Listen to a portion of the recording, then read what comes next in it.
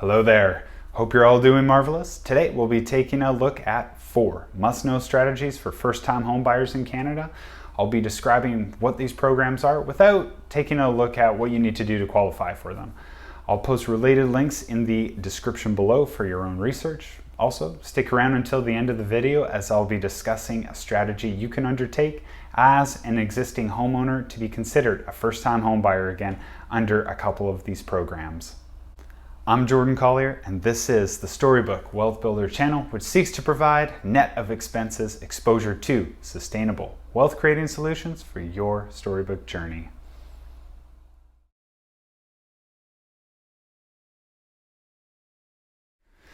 For you and your spouse or common law partner can claim a combined $5,000 at a 15% tax rate, which is the lowest income tax rate.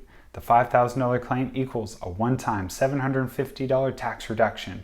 You can apply for the whole $5,000 credit on your tax return or share it with your spouse or common law partner.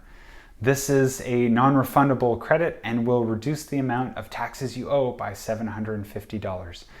If you don't owe income tax in the year that you buy the home, there's no benefit to claiming the home buyer tax credit. This tax credit can also be considered for those who have not owned a home in the past 4 years to be eligible. This credit is only applicable in some provinces, so do your due diligence. The First-Time Home Buyers Program reduces or eliminates the amount of property transfer tax you pay when you purchase your first home.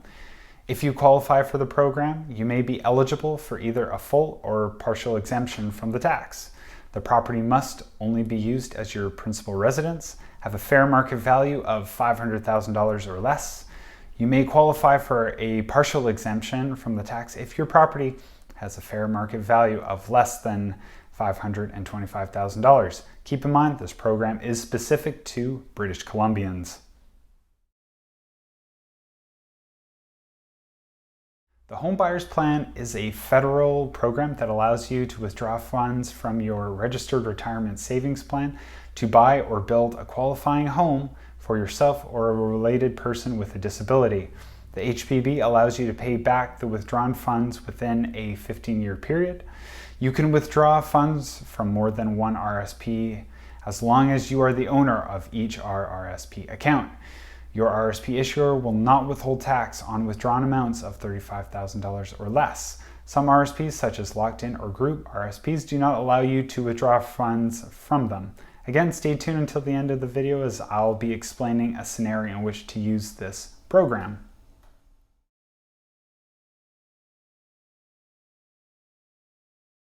The federal first-time homebuyer incentive helps qualified first-time homebuyers reduce their monthly mortgage payments without adding to their financial burdens.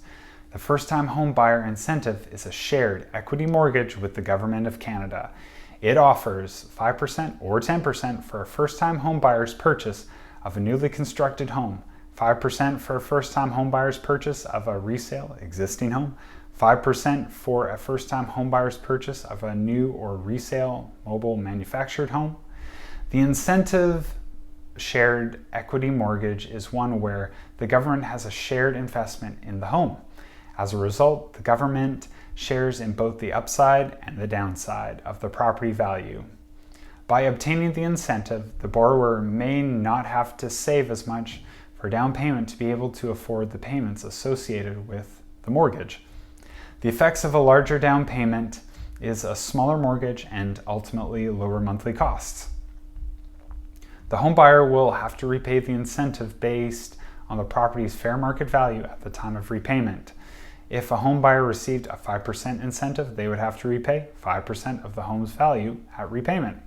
If a home buyer received a 10% incentive, they would have to repay 10% of the home's value at repayment. The home buyer must repay the incentive after 25 years or when the property is sold, whichever comes first. The home buyer can also repay the incentive in full anytime before without pre-penalty payment.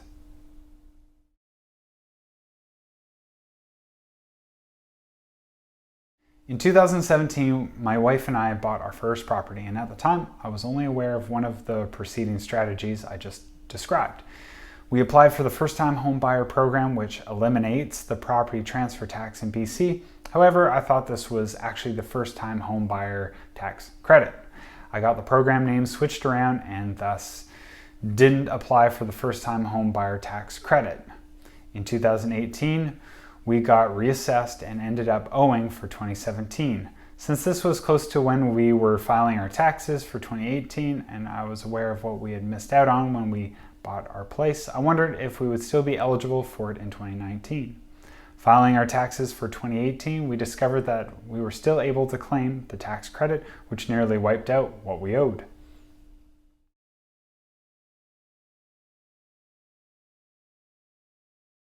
We've now lived in the same place ever since, and with a now family of 4, we are looking into getting something bigger. There's just one problem. I don't want to disrupt the investments I have growing in the stock market, but I also realize I need that cash if we are to afford the next step up in a suburb of Vancouver. The question is how to get around this problem, get into something bigger without disrupting our investments. This is where the home buyer's plan comes in. We can sell our place, then commit to renting to 4 years to be considered a first-time home buyer again. After those 4 years, and along the way pumping a spousal RSP with the equity from the home we sold and getting the extra tax refund, we would enter the market again. Outside concerns have also contributed to the thinking, as the Trudeau government is undertaking a study for all of 2021 on a home equity tax, as well as special levies for roof and parquet at our condo in the next few years.